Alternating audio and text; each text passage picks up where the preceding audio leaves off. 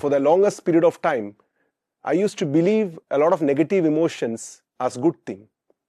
For instance, I used to believe that guilt is always good because it used to help me change and grow.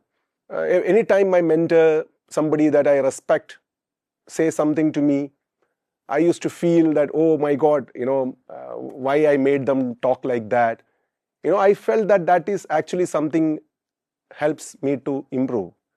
Nothing wrong in that, but it should not go to a level where we are feeling guilty. I remember that, when I was growing big in this business, okay, at the time of things were going good, all these things never used to affect me. Okay, a lot of mixed things used to happen, guilt or negative emotion, all these things used to happen. It never affected me.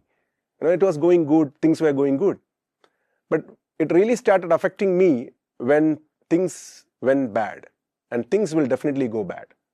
Life is all about a lot of ups and downs, is what everybody says, right? So when we go all the way up, maybe all these emotions will not touch you. But when it go down, definitely all these self-narration that we talk about us is going to pull you down. It has happened to me. And I remember a part of my life where I was at the peak of my career in this business, and a very big fall happened. In no time, I have fallen down. And I was having all these self-doubt coming in. I remember in a lot many days I was in a bad mental situation. Even I started thinking like, okay, I'm already a success. The remaining part of the life is going to be bad. And I was not even ready to face the remaining part of my life. So that is the time when I remember asking Dato Sri a question for the very first time as a personal question. So he told me to start attending his sessions. And when I started attending his sessions, it impacted me a lot. And I started doing a lot of practices like sadhana, which I don't break nowadays. I used to do on and off before, but for the past 700 days, I've become a vegetarian from a hardcore non-vegetarian, which was the hardest decision in my life. Even now, it's so hard.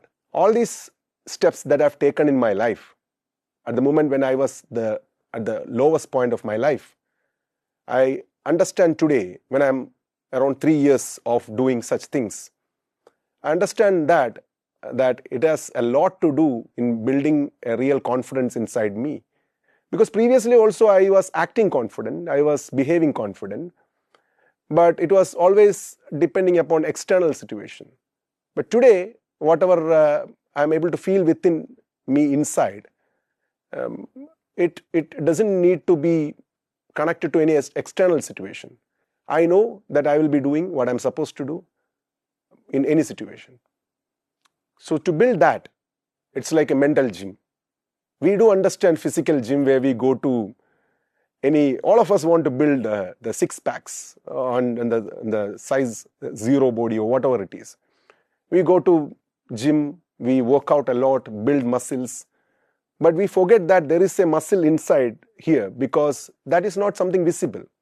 So I have been doing that, and I can tell you because there is no way that anybody can know about it without trying to do it. So if any one of you who really wants to build a real confidence, I would recommend you to try this, to have a mental gym. What can be that?